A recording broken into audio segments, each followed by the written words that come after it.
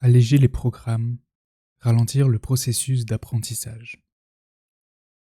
Nous avons évoqué le fait que l'un des problèmes récurrents de l'enseignement est l'obligation dans laquelle sont placés les enseignants de traiter tout le programme, au risque de forcer les cadences et de privilégier la quantité des thèmes abordés sur la qualité, et notamment la solidité des acquisitions. S'il y a bachotage, c'est parce que le programme est trop chargé pour pouvoir être traité avec toute la délicatesse, la sérénité, et donc le temps nécessaire à la compréhension profonde des choses. Marc Bloch se plaignait de cette situation critique dans le rapport déséquilibré entre le volume des questions à aborder et le temps scolaire disponible.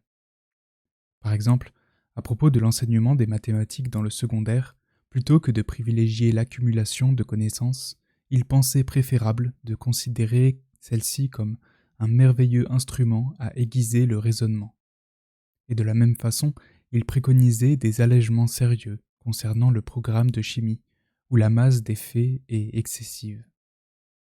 Une fois encore, ce n'est pas un hasard si les plus grandes figures scientifiques ont résisté à un système scolaire qui donne trop de choses à apprendre, et parfois même à apprendre par cœur, en décourageant les élèves qui cherchent vraiment à comprendre plutôt qu'à mémoriser des connaissances abordées superficiellement ou des recettes. Alexandre Grothendieck raconte comment, à la différence de ses camarades bien plus adaptés aux exigences déraisonnables et même absurdes du système scolaire, il peinait à entrer dans la masse de connaissances imposées. Il parle de sa résistance contre un apprentissage sans motivation suffisante, où on ingurgite des notions et techniques sur la foi de l'autorité des aînés et la lourdeur des programmes scolaires. Je me sentais lourd et pâteau, me frayant un chemin péniblement, comme une taupe, à travers une montagne informe de choses qu'il était important, m'assurait-on, que j'apprenne, et dont je me sentais incapable de saisir les tenants et les aboutissants. En fait, je n'avais rien de l'étudiant brillant, passant haut la main les concours prestigieux, assimilant en un tournement des programmes prohibitifs. Même constat chez Albert Einstein, qui a témoigné de sa mauvaise expérience scolaire face aux programmes surchargés, dont l'appropriation ne peut se faire autrement que par la mémorisation à court terme en vue de passer les examens.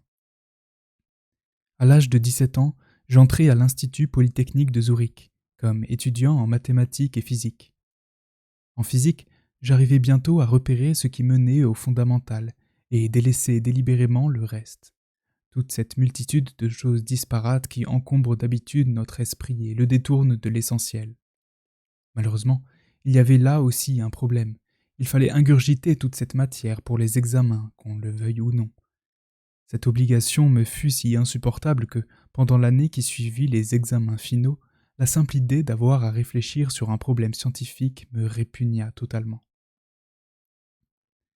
Tout l'enjeu ici est de dépasser l'opposition pédagogique stérile entre les partisans des savoirs et les partisans des compétences. Les capacités de raisonnement ne se forment jamais indépendamment de l'appropriation de savoirs particuliers, et l'encyclopédisme en tant qu'accumulation superficielle de connaissances ne suffit pas à garantir la capacité de transfert de ces connaissances dans les situations les plus variées. Alléger les programmes pose donc le défi de décider du minimum de contenu d'enseignements fondamentaux à conserver pour pouvoir apprendre à raisonner avec eux. Prendre le temps. Une autre attitude qui n'est pas trop en vogue et qui semble pourtant une condition nécessaire de la découverte est de prendre son temps, d'accepter de ne pas toujours être efficace. En ralentissant un peu, on peut reprendre sa respiration et peut-être retrouver le plaisir de se laisser aller au gré des intuitions, la liberté de créer et la détermination d'aller au bout de ses idées. Laure Saint-Raymond. Le manque de temps et l'enchaînement accéléré des séquences d'enseignement débouchent nécessairement sur du bachotage, sur une maîtrise très superficielle des connaissances et, en fin de compte, sur une perte générale de sens et de compréhension profonde des choses, dont certains élèves dociles, familialement préparés à la culture scolaire, parviennent malgré tout à se satisfaire. Le temps est une donnée fondamentale de tout apprentissage, comme de tout processus créatif. Prendre le temps d'explorer, de patauger avant de pouvoir commencer à comprendre, de revenir régulièrement de façon différente sur les problèmes abordés pour pouvoir consolider ou approfondir leur compréhension. Ne pas se précipiter, quand on est chercheur, en allant directement vers l'objet dont on est censé traiter, mais commencer par se demander de quelle catégorie de faits ou de quel type de problèmes fondamentaux il est la manifestation particulière. Prendre le temps de lire et de penser sur des questions a priori très éloignées de ses préoccupations immédiates, mais qui peuvent s'avérer déterminantes dans la résolution de certains problèmes. Poursuivre le plus loin possible une piste de recherche en suivant son intuition, sans compter ses heures et sans craindre que cela ne soit pas rentable scientifiquement. Le temps est la denrée la plus rare et la plus précieuse, autant pour l'adulte qui enseigne ou l'élève qui apprend que pour le savant qui, tout en continuant à apprendre, crée à son tour de nouvelles connaissances scientifiques. Inversement, toute réduction du temps consacré à un apprentissage ou à une création de savoir a des conséquences immédiates sur la nature, la qualité ou la profondeur de ce qui est appris ou créé. De ce point de vue, l'obsession actuelle des institutions académiques concernant la durée de réalisation d'une thèse de doctorat, avec l'injonction de plus en plus marquée à soutenir en 3 ou 4 ans, est assez révélatrice de la méconnaissance profonde chez celles et ceux qui édictent ou imposent les règles des conditions de la création scientifique, variables selon le domaine. En empêchant tout dépassement du temps maximal imparti, on fait de la thèse, comme le remarquait judicieusement le sociologue de l'éducation britannique Basil Bernstein, une sorte de permis de conduire qui a pour objectif de vérifier les compétences du candidat ou de la candidate plutôt qu'un permis d'explorer. Pour Bernstein, une telle redéfinition de la thèse de doctorat de la part des autorités académiques a d'incalculables conséquences sur les méthodes lorsque étudiants et encadrement professoral mettent tous leurs efforts à terminer la recherche dans des limites de temps spécifiées à l'avance. Ce n'est pas une culture qui encourage l'innovation théorique ni les bouleversements méthodologiques. Le champ de la recherche empirique a moins de chances d'être un tremplin pour développer la théorie, les langages descriptifs, et davantage de chances d'être un champ d'application de procédures routinières et de prise de position trop rapides. La stricte délimitation temporelle en amont d'une recherche scientifique n'amène pas seulement à faire des travaux plus courts, mais à ne pas faire du tout le même genre de travail. C'est la profondeur de vue, la capacité à bouleverser l'interprétation que l'on peut avoir d'un objet, à mettre au point des approches méthodologiques innovantes et à sortir des sentiers battus qui sont empêchés. La perspective même d'avoir à réaliser un travail dans un temps limité fait que les chercheurs anticipent les difficultés et limitent leurs ambitions, s'interdisent les sujets trop difficiles ou trop risqués et s'en tiennent à l'application de grilles théoriques ou de recettes méthodologiques 1000 fois éprouvées. Cela conduit très directement à abdiquer son droit à réellement chercher, redéfinir, inventer, découvrir pour se contenter de marcher dans les pas de ses plus ou moins illustres prédécesseurs. Invitation non dite mais puissante au conformisme ou à la docilité qui conforte les autorités scientifiques en place, bien heureuses de ne voir advenir que reproduction du connu, réplique et prolifération du même, de la science standard ou normale du moment, et très peu de travaux déstabilisants susceptibles de rebattre les cartes. Réduire le temps accordé, c'est objectivement privilégier les stratégies de succession, avec les placements sûrs, propres à assurer aux entrants, au terme d'une carrière prévisible, les profits promis à ceux qui réalisent l'idéal officiel de l'excellence scientifique au prix d'innovations circonscrites dans les limites autorisées, sur les stratégies de subversion, avec leurs placements infiniment plus coûteux.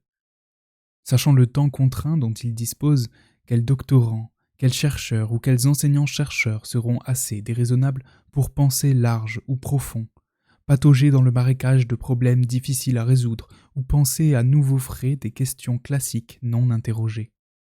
Qui s'autorisera à lire des travaux au-delà de ceux produits par la communauté restreinte des spécialistes patentés, celles et ceux précisément habilités à délivrer des permis de conduire, qui seront nécessairement de potentiels futurs lecteurs, évaluateurs, juges, attributeurs de différentes ressources et parfois même recruteurs. Qui sera assez fou pour perdre son temps? Combien de fois les doctorants n'ont-ils pas entendu des conseils du type « Ne perdez pas votre temps à lire ce genre de choses, Concentrez-vous sur votre thèse. À lire des travaux portant sur des sujets qui n'ont apparemment rien à voir avec ses propres préoccupations de recherche et qui pourtant peuvent apporter des solutions ou des aides décisives à la résolution des problèmes affrontés. De même que piloter le système d'enseignement sur la base d'une obsession évaluative détruit les conditions favorables à un bon apprentissage, de même, gouverner le monde de la recherche à partir d'une obsession du temps court, de la réduction du temps de recherche et de l'accélération du rythme de publication anéantit les possibilités de création scientifique véritable. Concernant la question de la dramatique inflation du nombre de publications, une étude récente montre que le nombre total d'articles indexés dans Scopus et Web of Science a augmenté de manière exponentielle au cours des dernières années. En 2022, le nombre total d'articles était d'environ 47% supérieur à celui de 2016, ce qui a dépassé la croissance limitée, voire inexistante, du nombre de scientifiques en exercice. Ainsi, la charge de travail en matière de publication par scientifiques a augmenté de façon spectaculaire. Cette augmentation, qui s'explique en grande partie par la pression exercée sur les chercheurs par les instances de financement de la recherche, a pour conséquence une diminution de l'apport d'informations nouvelles de chaque publication, ainsi qu'une augmentation de la pratique du plagiat et des formes les plus patentes d'autoplagiat. Comme le dit très bien Laurence Devillé, professeur en informatique appliquée aux sciences sociales à propos de l'infobésité, nous avons trop d'informations et d'outils à disposition. Cela peut tuer la recherche fondamentale et les véritables avancées. On publie de plus en plus la même chose. Parfois, cela s'apparenterait presque à du copier-coller. Souvent, les papiers actuels ne sont pas des recherches de fond, mais de petites améliorations. Signe contemporain de l'excellence scientifique aux yeux des évaluateurs de la recherche, le nombre important d'articles publiés par un chercheur dans les bonnes revues, l'ensemble des journaux ou des revues scientifiques étant fortement hiérarchisés, est pourtant parfois aussi la cause d'une perte de profondeur scientifique et de baisse du niveau de renouvellement de connaissances. Einstein s'en plaignait déjà à son époque, alors que la situation n'était pas aussi grave qu'aujourd'hui. Travaillant au Bureau fédéral de la propriété intellectuelle de Berne entre 1902 et 1909, il se félicitait de ne pas être entré trop tôt à l'université, qui exigeait des publications répétées et incompatibles avec la réflexion fondamentale qu'il souhaitait mener. Une carrière académique condamne un jeune chercheur à une certaine production d'articles scientifiques. C'est là une incitation à la superficialité à laquelle seuls les caractères bien trempés peuvent résister. Et un siècle plus tard, le lauréat du prix Nobel de physique 2013, Peter Higgs, déclarait qu'il n'obtiendrait sans doute pas de poste universitaire aujourd'hui, car, n'ayant publié qu'une dizaine d'articles seulement au cours de sa carrière, il ne serait pas considéré comme suffisamment productif. Que des chercheurs aussi importants dans l'histoire des sciences soulignent la nécessité de prendre son temps, de creuser profondément les problèmes plutôt que de multiplier les traces d'une activité scientifique convenue et superficielle, devrait alerter les autorités de la recherche et les conduire à modifier les critères de recrutement et d'évaluation des enseignants-chercheurs et des chercheurs. D'aucuns penseront que ce qui vaut pour quelques exceptions ne vaut pas pour l'ensemble des chercheurs. Pourtant, Einstein ou Higgs sont loin d'être des cas isolés. Quand on donne la parole à des chercheurs très féconds dans leur domaine, ils disent à peu près tous la même chose. Ainsi, le physicien Carlo Rovelli, qui a été le cofondateur de la théorie de la gravitation quantique à boucles, insiste-t-il sur le caractère contre-productif de la pression précoce à publier et sur la nécessité de prendre son temps. Aujourd'hui, les jeunes doivent absolument écrire des articles et avoir des résultats dès qu'ils commencent leur thèse. Ça détruit des possibilités. Le temps pour flâner est nécessaire. C'est comme cela que l'on acquiert assez de connaissances et d'ouverture d'esprit pour avoir de bonnes idées nouvelles. Et c'est encore l'anthropologue généticienne Evelyn Heyer qui rappelle l'importance de ralentir les cadences pour prendre davantage le temps de réfléchir à ce que l'on fait. Aujourd'hui, dit-elle, je me sens assez proche de mouvements comme la slow science, avoir le temps de bien réfléchir, d'être moins dans la course à l'échalote. C'est ce qui a entraîné la compétition. Publier le plus vite possible. C'est le publish or perish qui encourage les équipes à saucissonner leurs recherches. Et je ne crois pas que ce soit bénéfique. Par ailleurs, les forces de dispersion sont très puissantes dans les milieux de l'enseignement supérieur et de la recherche. Enseignement, séminaires à animer ou à suivre, colloques, publications, réunions en tout genre, tout concourt à l'éparpillement des chercheurs et à un temps de recherche discontinu, haché, qui fait perdre en concentration et empêche les plongées en profondeur. Ce simple découpage du temps fait qu'il y a des choses qu'on parvient difficilement à penser et d'autres auxquelles on n'aura même pas l'idée de penser. À la durée et au ralentissement s'ajoute donc la continuité nécessaire à l'apprentissage comme à la création. Alors que les institutions académiques devraient veiller à ce que leurs membres puissent régulièrement se soustraire au monde et s'arracher au flux incessant des sollicitations extérieures pour pouvoir se dédier entièrement à la création, problème pluriséculaire auquel ont été confrontés les savants européens à partir du XVe siècle et qui a été en grande partie réglé par la création d'institutions séparées du monde ordinaire telles que les monastères ou les collèges. Elle participe elle-même à l'émiettement du temps de travail créateur.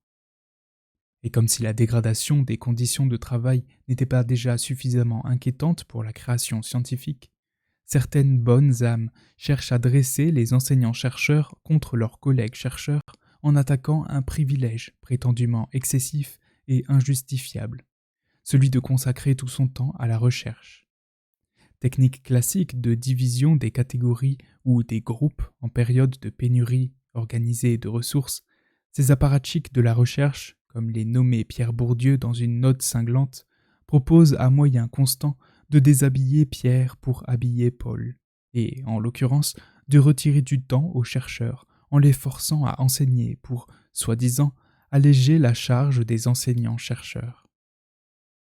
Parlant de cette surprenante anomalie historique qui touche une armée de chercheurs dispensés d'obligations d'enseignement, un professeur d'économie et de management à l'École polytechnique fédérale de Lausanne appuie ainsi la recommandation faite par le rapport d'évaluation du CNRS, publié en novembre 2023, de supprimer cette singularité.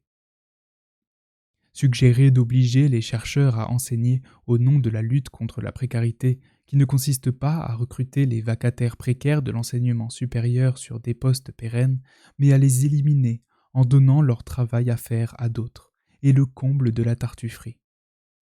L'auteur écrit encore « On ne voit aucune bonne raison pour qu'un chercheur académique en sociologie, en économie ou en ingénierie soit dispensé d'obligations d'enseignement. On aimerait peut-être lui en suggérer une. Pour avoir le temps de chercher, à tout bien considérer, on peut estimer que c'est plutôt ce genre de collègues qui, au regard de la nécessité vitale de la création scientifique, constitue une surprenante anomalie historique. Pour une autre organisation du travail scientifique. Une autre forme de coopération se fait au travers du travail bibliographique. On construit sur ce que d'autres ont commencé à imaginer indépendamment. Ruminer, digérer, un travail qui n'est pas très gratifiant à première vue, mais qui permet de s'inscrire dans une dynamique collective. Laure Saint-Raymond. La création scientifique, comme n'importe quelle autre création culturelle, au sens large du terme, suit une loi de la connexion, combinaison, synthèse d'éléments préexistants. C'est pour cela que les historiens des sciences rappellent rituellement qu'il n'existe pas de génie individuel, et que, si génie il y a, celui-ci est nécessairement de nature collective. C'est en reliant des savoirs séparés, produits par de nombreux chercheurs, en les réarrangeant ou en les réarticulant de façon inédite, que ces savants parviennent à faire avancer leur science, à créer de nouvelles connaissances et parfois même de nouveaux cadres de pensée.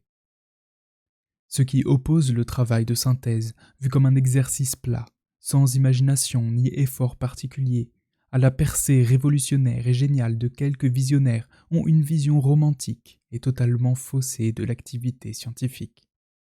Car les révolutionnaires scientifiques sont toujours de grands synthétiseurs qui ont trouvé la façon de relier et de mobiliser d'une façon claire une masse considérable de travaux et de résultats de recherche.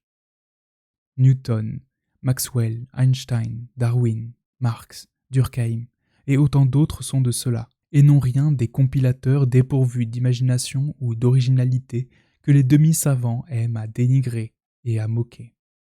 Cela signifie que l'organisation collective du travail scientifique doit être repensée pour faciliter les liens entre travaux spécialisés et travaux de synthèse. L'esprit de compétition, dont les responsables politiques et scientifiques nous vantent constamment les bienfaits, montre ses limites quand il s'agit au contraire de collaborer, d'échanger, de coopérer pour faire avancer le savoir. La reconnaissance scientifique doit d'ailleurs aller autant vers les producteurs de remarquables travaux spécialisés que vers les producteurs de percées théoriques synthétiques, car les uns ne seraient rien sans les autres. Les synthétiseurs créateurs n'auraient, par définition, rien à synthétiser s'il n'existait pas de solides connaissances spécialisées, minutieusement et rigoureusement construites. Et les chercheurs spécialisés ne réaliseraient pas d'aussi bons travaux s'ils ne disposaient pas de cadres pragmatiques et de formulations théoriques leur permettant de structurer leurs observations. Pour comprendre cette solidarité entre la synthèse et l'étude spécialisée, il suffit de penser à la théorie de la sélection naturelle de Darwin, qui s'appuie sur des faits de nature très différentes: zoologiques, botaniques, paléontologiques, géologiques, physiologiques, anatomiques, morphologiques, embryologiques, éthologiques, écologiques, établie par des centaines de chercheurs avant lui, mais dont le cadre permet d'unifier le champ des sciences du vivant et de structurer chacune des études spécialisées portant sur un aspect ou un autre de telle ou telle espèce vivante. Marc Bloch ne disait pas autre chose lorsque, dans un magnifique texte sur l'histoire comparée des sociétés humaines datant de 1928, il soulignait la nécessité d'articuler vaste synthèse et monographie et de produire des connaissances de type monographique ou synthétique dans une perspective coopérative. Pratiquement, comment travailler ? Il va de soi que la comparaison n'aura de valeur que si elle s'appuie sur des études de faits, détaillées, critiques et solidement documentées. Il n'est pas moins évident que l'infirmité des forces humaines interdit de rêver, pour les recherches de première main, des cadres géographiques ou chronologiques par trop vastes. Fatalement, le travail comparatif proprement dit sera toujours réservé à une petite partie des historiens. Encore serait-il peut-être le temps de songer à l'organiser et notamment à lui faire une place dans l'enseignement des universités.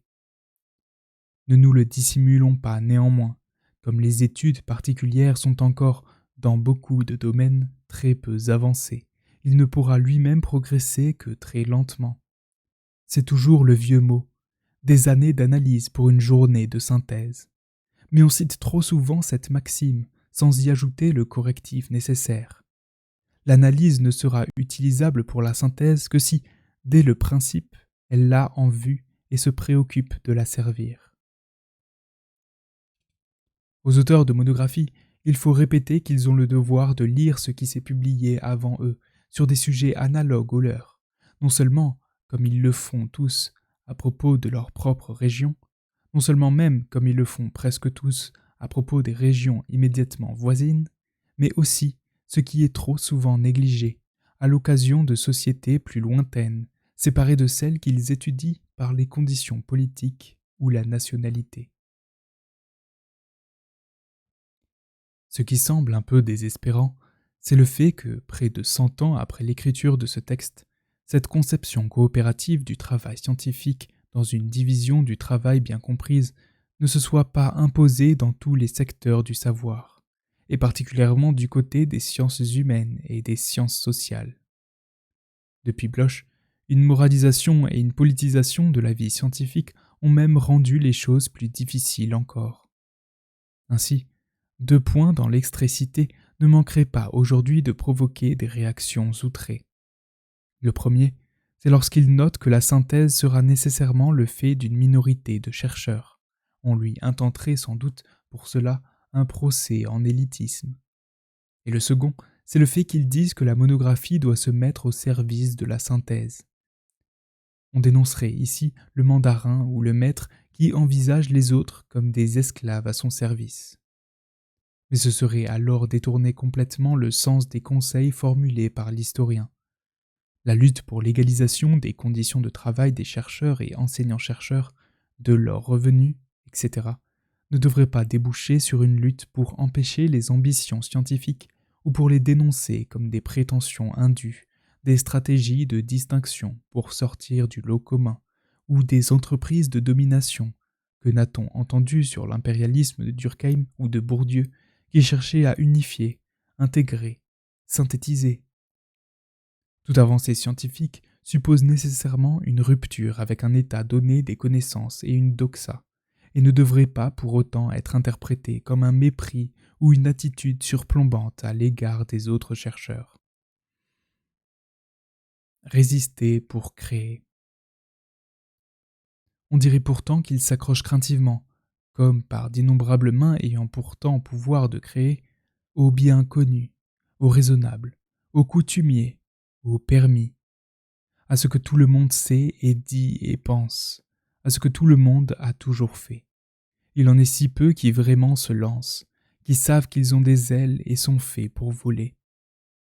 Et cette grande peur de créer n'est autre que la peur d'être seul face à tous, dans un monde où celui-là seul est accepté qui se fond dans le troupeau ou qui le représente. Alexandre Grothendieck. Qu'est-ce qu'être un bon chercheur ?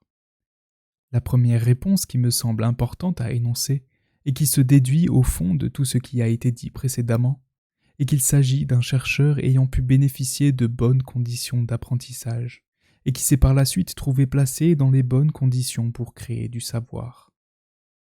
Une grande partie de ces conditions dépend de la nature des contextes scolaires, universitaires et scientifiques dans lesquels ont évolué les individus, lesquels sont le produit de toute une histoire, celle des politiques scolaires et scientifiques, et de la nature des actes fréquentés, et de la nature des acteurs fréquentés, enseignants, camarades et collègues notamment, et une plus faible part, mais qui fait souvent la différence dans un état donné des systèmes d'enseignement et de recherche, dépend des dispositions, liées à des trajectoires personnelles, à résister aux mauvaises conditions auxquelles on est toujours plus ou moins confronté. Les bons chercheurs sont ceux qui parviennent à résister aux forces de dispersion internes ou externes au milieu académique, aux sollicitations extra-académiques comme aux demandes académiques contre-productives, aux modes scientifiques du moment, aux autorités et aux consensus établis qu'ils pensent discutables, aux injonctions à regarder seulement là où tout le monde dit de regarder ou à ne pas regarder dans certaines directions, aux tentatives plus ou moins explicites de découragement ou d'intimidation, à l'enfermement dans une spécialité ou une discipline et, enfin, à la tentation de vouloir plaire à tout le monde, séduire un auditoire, un comité de rédaction ou un jury. Sur ce dernier point, on peut remarquer que le conformisme et la docilité commencent très tôt à l'école et se poursuivent tout au long de la vie professionnelle. On commence à apprendre à répondre à des questions pour faire plaisir à l'enseignant, puis à travailler un examen ou un concours en fonction du correcteur ou des membres d'un jury, à écrire un article en fonction d'un comité de rédaction, à écrire et à se comporter plus généralement en veillant à ne pas déplaire, à ne pas faire de vagues, pour valider son année, obtenir son diplôme, publier, obtenir un post-doctorat, un poste de titulaire, un financement de recherche, une reconnaissance, une promotion, une chaire dans un établissement prestigieux ou une nouvelle responsabilité. Les raisons ou les occasions de se montrer docile sont multiples et ne cessent jamais totalement au cours d'une vie de chercheur. Ce n'est pas une question de choix personnel, mais de fonctionnement collectif, car tout le monde est tenu, à un moment ou à un autre, étant donné les enjeux qui se présentent à lui, de donner des gages de conformisme.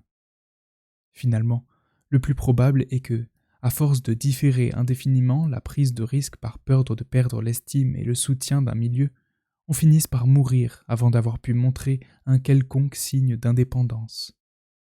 Dans un monde scientifique idéal, la capacité à résister devrait faire partie du patrimoine de disposition professionnelle de tout chercheur. Elle devrait être acceptée et encouragée par les institutions académiques elles-mêmes. Celles-ci devraient être les cadres accueillants de toutes celles et ceux qui aiment prendre des risques, qui ont envie de faire bouger les lignes et qui, armés d'arguments et de preuves, ne craignent pas d'affronter la doxa d'une communauté qui croit avoir fixé définitivement les limites du pensable et qui formule des interdits et décrète des impasses. Elle devrait pour cela veiller à diversifier les profils des chercheurs recrutés, plutôt que de privilégier les élèves des grandes écoles ou ayant fait leur thèse dans des institutions dites prestigieuses, mais généralement pas les plus novatrices, pour augmenter les chances de trouver des esprits originaux, de brasser des idées, mais aussi de créer une communauté vivante où les esprits sont plus libres, où il y a moins d'autocensure. Mais en réalité, les chercheurs qui prennent le plus au sérieux les valeurs scientifiques passent leur temps à résister aux conditions qui leur sont faites, en s'appuyant sur des dispositions acquises dans des contextes extra-académiques, familiaux notamment. Pierre Bourdieu n'hésitait pas à dire à ce sujet que les institutions scientifiques d'État contribuent à détruire le travail scientifique, et que, par conséquent, la possibilité de mener une véritable recherche autonome suppose beaucoup d'esprit rétif. Il ajoutait que cet esprit de rébellion est inégalement distribué par la naissance sociale, mais qu'il peut se cultiver. Toute institution, et l'institution scientifique comme les autres, cherche à se reproduire, à persévérer en son être. L'institution scientifique est cependant une institution paradoxale.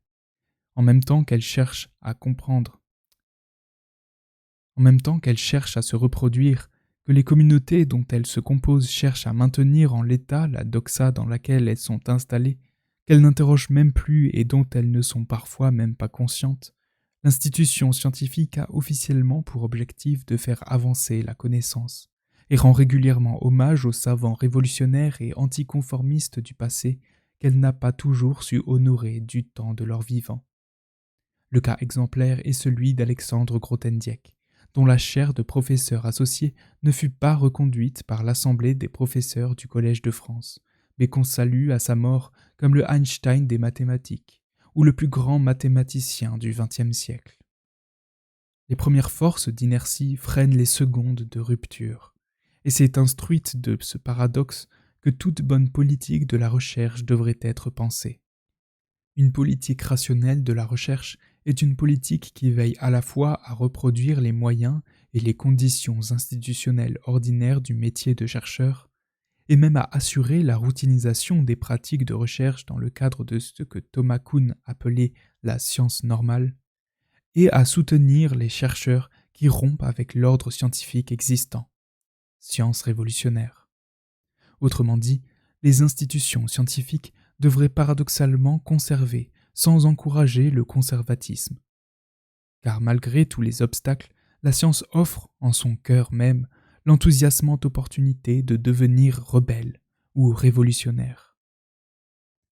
Comme je l'ai rappelé tout au long de ce texte, l'institution scolaire comme lieu central de transmission culturelle qui s'est imposée dans toutes les sociétés parvenues à un certain stade culturel de leur développement, et l'institution scientifique qui est devenue depuis plusieurs siècles la matrice centrale de production des savoirs nécessaires à la compréhension renouvelée et toujours plus avancée du réel, ne sont pas des options, des institutions dont on pourrait se passer et qu'on pourrait se permettre de négliger sans craindre de graves conséquences, mais des nécessités collectives adaptatives. C'est d'elles dont dépend la capacité des groupes humains à faire face à des difficultés ou à des crises de différentes natures. Créer et transmettre des savoirs sont la condition sine qua non de notre survie. Dire cela ne signifie évidemment pas que l'on place aveuglément notre destin entre les mains toutes puissantes d'une technoscience sans conscience. Car ces savoirs scientifiques, dont dépend notre salut collectif, sont autant ceux des sciences humaines et sociales qui accroissent notre intelligence des modes d'organisation sociale et des formes culturelles, et qui permettent d'imaginer quels leviers proprement culturels, savoirs, artefacts, pratiques, institutions, permettraient d'agir sur le monde que ceux des sciences de la matière et de la vie. Dans une période d'austérité économique où les coupes budgétaires n'épargnent ni l'enseignement ni la recherche, et où une guerre contre la science sans précédent est menée aux États-Unis, il est bon de rappeler les mots de Marie Curie concernant l'exigence de maintien d'un haut niveau d'engagement scientifique en vue d'assurer l'avenir des collectifs humains. Toute collectivité civilisée a le devoir impérieux de veiller sur le domaine de la science pure où s'élaborent les idées et les découvertes, d'en protéger et encourager les ouvriers et de leur apporter les concours nécessaires. C'est à ce prix seulement qu'une nation peut grandir et poursuivre une évolution harmonieuse vers un idéal lointain. Munis d'une vision claire de ces enjeux vitaux, on comprend que toutes celles et ceux, présidents, ministres ou députés, représentants du patronat, éditorialistes ou journalistes, intellectuels, etc., qui, partout dans le monde, attaquent régulièrement le système scolaire, universitaire et les organismes de recherche, qui contribuent à réduire leurs moyens matériels, leur personnel, le temps d'apprentissage ou le temps consacré à la recherche, ne sont pas seulement des adversaires résolus des fonctionnaires ou de simples propagateurs d'une idéologie anti-intellectualiste et parfois clairement anti-scientifique. Le problème est en réalité plus grave et plus profond. En s'en prenant aux institutions du savoir, ils portent une responsabilité majeure dans l'affaiblissement de l'ensemble des groupes humains. Par les politiques qu'ils conduisent ou soutiennent, ils diminuent nos capacités collectives de défense et de survie. Ils ne sont pas des conservateurs, comme on le dit parfois, mais bien des destructeurs acharnés de nos conditions de vie présentes et à venir.